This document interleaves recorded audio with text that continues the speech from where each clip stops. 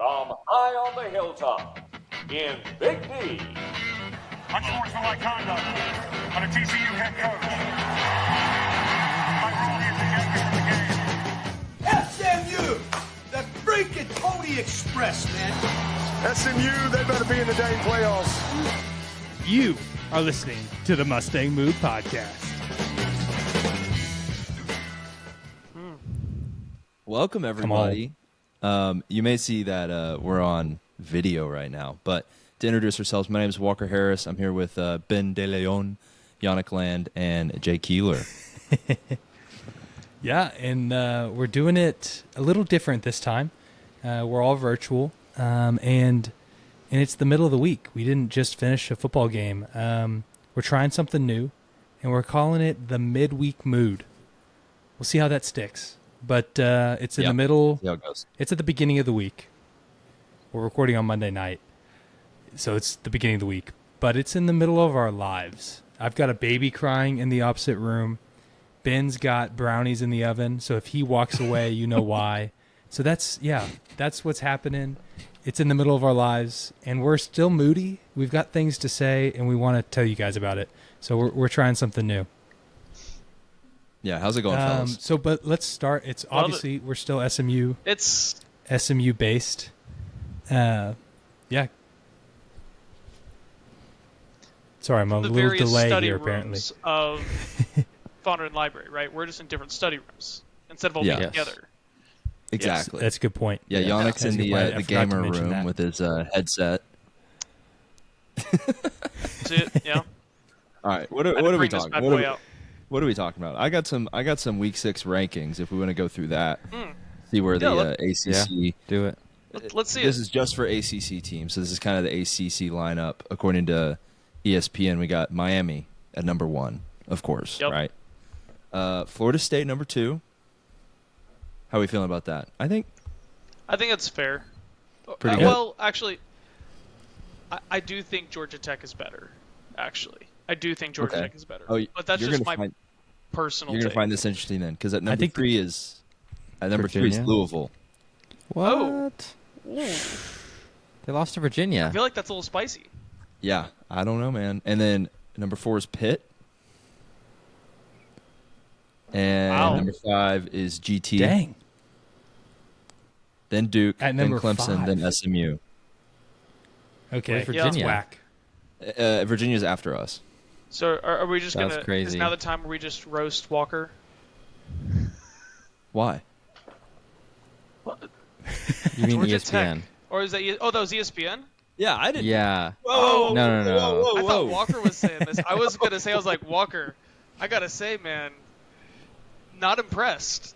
But it's okay. I mean, ESPN, I'm really impressed with ESPN. Walker, I'm sorry, that was slander on my part. I apologize. Don't shoot the messenger, man. Jeez. Yeah, What I is would be that guy. I would shoot the messenger. That's. I Is mean, this whoever like made that FPI list or what's the? should go. They need to be done. SP plus. I don't know. Whoever So whoever it's like came a up with. Yeah, metrics that's thing. whack. Yeah, I think it's that's pretty like obvious. their power. Okay. But that's totally whack. Sorry, you go ahead. It's pretty obvious, I think, that Miami's number 1, and then Florida State I'll definitely take at number 2. They beat Alabama, so that's enough for me. And they kept that game close. I guess it wasn't close for most of the game, but they surged back at the end. Onside kick away from being in contention of winning that game against Miami. I would say, I mean, as far as record goes, obviously I think the SP Plus versus FPI versus, all these other things. Like, I understand that there are other ways to rank teams, but record-wise, Georgia Tech's number 3. They've been very impressive. They're 5-0.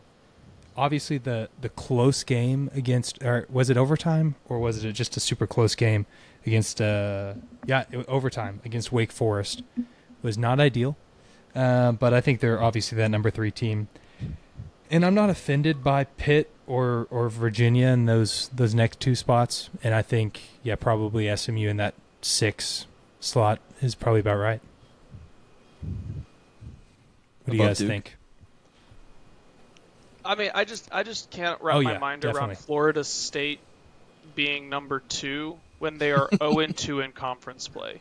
Like, I get they're good, and I'll give you that, but they're 0-2 in conference play. So how do you put them below Virginia, who's 3-0 in conference play, including a win over them? So how do you put them over them? But then even on top of that, like, I just think Georgia Tech's better than Virginia. And so I'm like, I just have a hard time going in the order without putting Georgia Tech number 2. It's my SEC bias going in there. I'm sorry about that. That win over Alabama is weighing heavy on me. So maybe I'd be okay maybe dropping them down to 3 or 4. For me, I think I'd have Virginia second because they beat Florida State, and I think a win on the road against Louisville is really impressive. So I would go Miami, Virginia, Georgia Tech, and then Florida State. Actually, I forgot that they were 0-2. I don't think they deserve to be that high. So, pardon my dog again. Thing of being home. I'll probably go get the brownies while my dog barks. So I'll be right back. The only thing I have against Virginia is it's tough to. They lost to NC State. That's not a good loss. So I just ESPN has NC State 1 ranked below Virginia. Yeah, it's an out of conference. But the point is though, is like they're not that good. You know what I mean? Like they're good. They're okay. Yeah. You could. I mean, if somebody wanted to argue they're better than SMU, like I'm not gonna fight and die on that hill even right now because SMU's not performed, but it's still just that's not a great loss. Yeah. Hot take is the ACC is the 4th best power conference this year. I think the Big 12 is better than us this year as far as depth. It's sure. It's pretty warm. It's a pretty warm take, honestly. I don't know, guys. Yeah. I did think that in the last game. That's just fact. I was, during the last game, I was feeling that way because just so many ACC teams were underperforming. But I mean, if I put a top down for the Big 12 versus the ACC, I would say that the top 5 ACC teams are probably better than the top 5 Big 12 teams. And then the bottom 7 of each is Big 12 is probably better. But I'd say, like, for the top 5 teams, Miami's clearly, Miami might be the best team in the country. It's hard to bet that right now because there's probably like 6 teams that are all playing really, really well, but nobody's broken away. But I would not be uncomfortable putting money on Miami being the number 1 team. And then, so, like, what are they going to have? Texas Tech. So Miami's better than Texas Tech. Then you go to Georgia Tech. I would take Georgia Tech over BYU, who's probably the 2nd best team. And then from Georgia Tech, we go down to Virginia. Would I take Virginia over Arizona State? Absolutely. I'd take Virginia over Arizona State. And so you just go down. And so it's hard for me to say that the Big 12's better when if you put a head-to-head of the top 5 teams, ACC would probably be 5-0. So I have a hard time saying it, but I do think, on average, maybe they're better. I think that's good. I just wouldn't say that we're clearly in 4th. I'd say the conferences are more or less equal just because Big 12 just doesn't have anybody elite other than Texas Tech. And I really like Texas Tech. I predicted them to go and to be in the conference game and have over 10 wins this year before the season started. So I feel good about that, but I just don't. They're just not Miami. If they played Miami, I think they would be a 10-point dog on a neutral site. Good stuff. I think the people that use Baylor and TCU beating us as a reason why the Big 12 is better than the ACC are they're cherry picking their facts. I think that's a bit off. I think that's a bad basis for the take. Because we're not that good. We're not that good, and we should have beat Baylor, and we were in a position to beat TCU, and we still I would say we're the best representative. We're not the best representative of the ACC. No. We're the 6th or 7th best team. I think there's at least 10 schools in the ACC who are worse than us, and we lost to 2 of the middle of the pack Big 12 teams. Also a fair point. I see both sides. Yeah. You think? Yeah. Anyway, you think there's 10 teams that are worse than us in the ACC it's a shorter. Right we had the 134th pass defense out of 134 teams in the country. That is hard. I know feel at least one ACC school that we're better than, and I've got a hot feeling that we're going to be better than Syracuse or than Stanford this weekend as well. So. Stanford. Well, I'm glad. Let's just say I'm really glad that Syracuse lost their quarterback. I'm not glad that he had a season-ending injury, but let's just say that it really worked out well for us. But on an equal playing field, I would have been a lot less confident. Yeah. I'm down on our team right now. Let's get into. I think Stanford this weekend is going to be fun. It's going to be a blackout. I could rant about that. Let's not, because I've already given my rants about. Yes, yeah, I've already given my rants about being told what to wear and blackouts, the black jerseys. We'll skip over that. I'm excited for the game, but I'm not anticipating a high-quality contest. But week after, not saying that we should skip over this game. We got to play hard. But the week after, the boys of the Mustang Mood are taking a little trip to Clemson, South Carolina. And I kind of want to talk about that for a few minutes. Yeah, we do. I'm very excited about it. And, we rented a cabin in the woods of South Carolina. And we're going to podcast and watch football. And it's going to be a grand old time. So I'm pumped. I'm pumped to spend the weekend with you guys. So I want to hear y'all's takes on what this Clemson game is going to be like. Obviously, it's very different than what we thought it was going to be like before the season started. So we're going to take the rat poison and just skip over Stanford, right? We're just going to eat that rat poison. We're just going to be like, that's a guaranteed dub. Okay. Yeah. We're not on the team. Well, okay. I can't stand to completely skip over Stanford. But we're not on the team. I have to say, yeah. I have to say, at least what I'm looking for at Stanford is that we stay on top of penalties and that we play a clean game and that we don't play down to their level. If we do that, I'm happy. It's a win. It's going to be a win, but it'll feel more like a win that I'm happy about if we get those things. But moving forward to the Clemson game, guys, I'm pumped. It's going to be so sick. Just seeing them run down the hill. I'm not excited to hear Clemson fans show us that they know how to spell Clemson. Oh, not that. The only word they know how to spell. But they have to make sure we know that they know how to spell that word. Okay. But anyways. Yeah. Yeah, it's going to be a lot of fun. I'm excited for the game. I think we need to see clear progress in Stanford in the sense that for me to feel good about the Clemson game, I'm excited to go. But for me to feel good about it, against Stanford, we basically have to have complete and utter dominance on the offensive line, the defensive line, and the passing defense. We do those three things. I'm not even really worried about the linebackers. I think our linebackers are going to be fine. But if we can have utter dominance on all three of those, then I'll be happy. Oh, and if KJ doesn't throw an interception. I think it's really important that he doesn't throw an interception against Stanford, and then it's really important that he doesn't throw more than one against Clemson. I think it'd be too tall in order to say that he's just going to have a perfect game, but we got to limit his turnovers to just one for us to be, even though they're a bad team this year, we still got to have that. That's my thought. But I'm excited for it. I think that we are right now pretty comparable teams in terms of talent level. They have the advantage because they're at home, but it's not a huge one. Yeah, I think for me, I wore my blackout hat just for Jay. I actually didn't even think about it, but it was a divine intervention.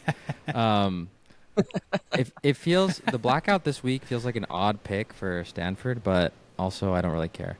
I'm honestly treating it like an FCS game because I'm not going to the game, and I'm actually skipping it so I can watch OU Texas. I'm not gonna lie, and be home with the family. But let's just pretend I didn't say that because people are gonna fake fan. 2% are right there. Hey, I'll be watching from home, and I still have a 3-week-old. So you're no better than all the people that left after halftime.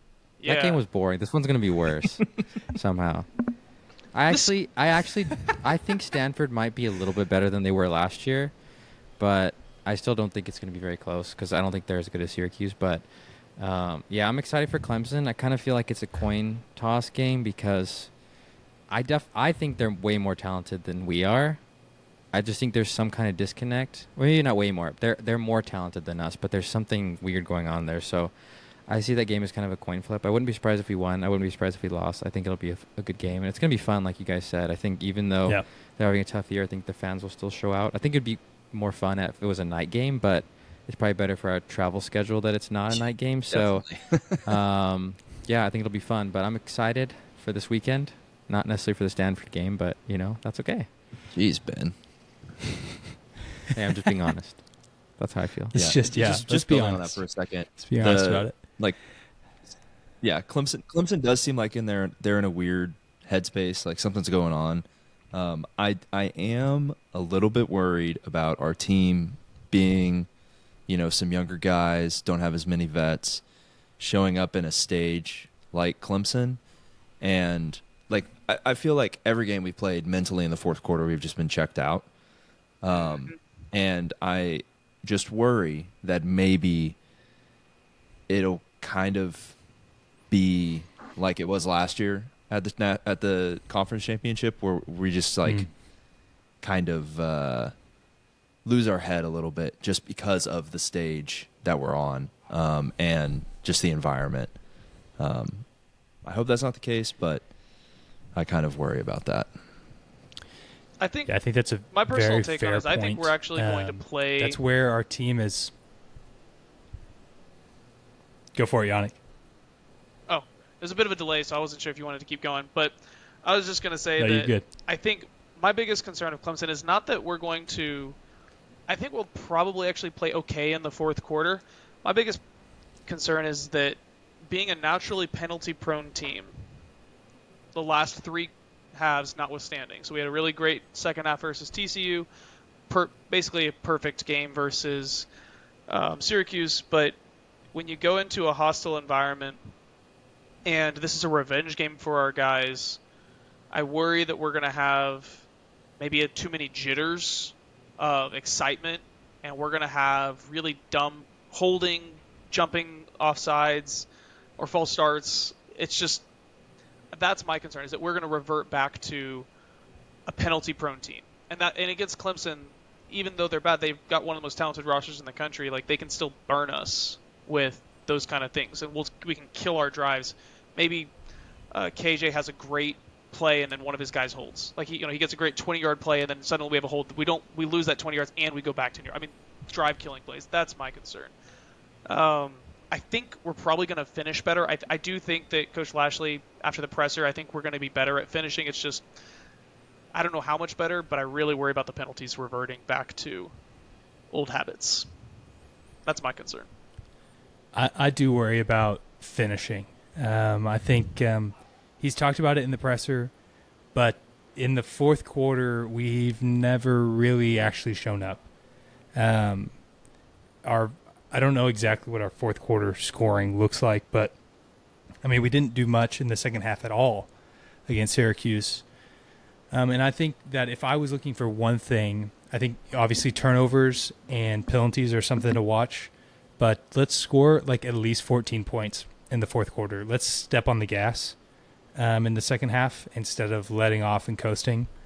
Obviously, we scored enough points in the first half to win that game, but if we step on the gas, I think it shows a little bit more about our team. It shows some strength going into the next game.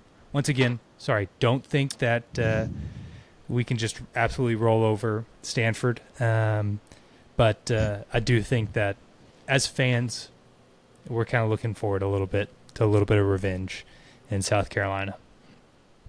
Yeah.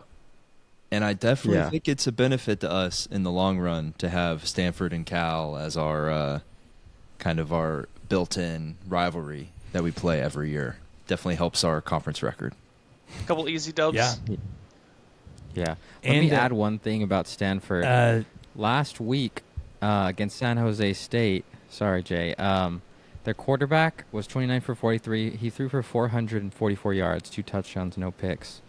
And again, it's not against the best competition, although San Jose State did have Texas pretty good in the half, although Texas is not very good, so maybe that's a bad comparison. They also beat Boston College, who is terrible this year, but, I mean, still. So I was looking, because at first it was College. I know. it was looking at first like their strength was the run game in one of their games, but then it seemed like their pass game is better. So that's our weakness. So there could be something to expose there. But I could see it being similar to Syracuse, where like they're able to move the ball passing a little bit, but they can't stop us and they can't like convert maybe points as much. So it's a similar game where we're not like completely destroying them, but it kind of feels like there's not really much of a chance of them winning. So that's kind of what I'm thinking. But I agree with you guys on the fact that I would like to see a clean game with no turnovers, especially from Kevin. Just, none of those goofy plays. So, yeah. Would be good. I also think it'll be nearly impossible for Stanford to play a clean game. It's a 9 a.m. kick in California time, and so their body clocks will be way off. And so I think that's a big advantage for SMU, and very tough as far as scheduling goes. Stanford fans, call the CW, tell them you want a better time to kick off, but we'll take whatever advantage we can get. So I do think that'll be helpful. That's what you get for living on the left coast. Oof. Yeah. Speaking of game times, I'm really glad we got a 2:30 time for Clemson. Yeah, we've got an early flight out of Atlanta on Sunday morning. Yeah, on Sunday morning. So it would be tough having a night game. That's okay. I don't mind early flights. Cool. Well, anything else you guys want to talk about? No, I think it's a really exciting season for college football. I think that of the top 6 teams in the country, like the ones that are probably actual contenders for a national championship, what is it? It's like Ohio State is the only like consistent one that's there. Like the other teams that are in that like category are all kind of teams that haven't done anything for a while. And so I think it's a really cool thing. Hey, watch yourself. Sorry, wait. Don't speak badly on my Oklahoma Sooners. I mean, y'all made the playoffs. Yeah, y'all made the playoffs a few times. It's just y'all haven't done anything with it. Yeah, but it's been a couple of years. I'm just kidding. Yeah. Hey, Yannick's Texas A&M Aggies are ranked above the Sooners, like, it's so cool he can to say whatever see. he wants. That is true. That's fair. That's fair. I think it's a cool year. I agree. And so I'm actually really excited, and I do think despite the ACC doing really poorly on average, it's basically all of our bottom tier teams that are doing really poorly, which I'm not really gonna. The bottom half of our conference is really bad, but I'm really excited to see that we have, a number of teams that are really solid, like Georgia Tech, Virginia, Miami, etc. So I'm not too down on the conference, and I think SMU will turn the corner for next year, and so I think we'll finish this year probably with 4 or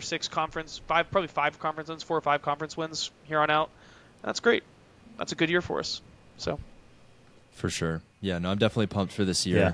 I think it's gonna be a good one. I mean, every year of college football is a good year, right? Every year's a good year. Yes. Yeah, we love it. You know what else? Basketball. Basketball's going to be a lot of fun, too. That's true. It's right around the corner, so I'm sure we'll be talking about that in future Midweek Moods. If you've got other topics you want us to cover in the Midweek Mood, leave them in the comments. Or if you want to be featured in the Midweek Mood, you can leave us a voice memo. Yeah, you can. And you could find yourself in the Midweek Mood. We would love to hear from you. Yeah. Check out the MustangMood.com. Check out the MustangMood.com. You can find all the links there. And have a great rest of your week. Pony up. And never stop ponying up. Let's go. Yes, sir. Pony up.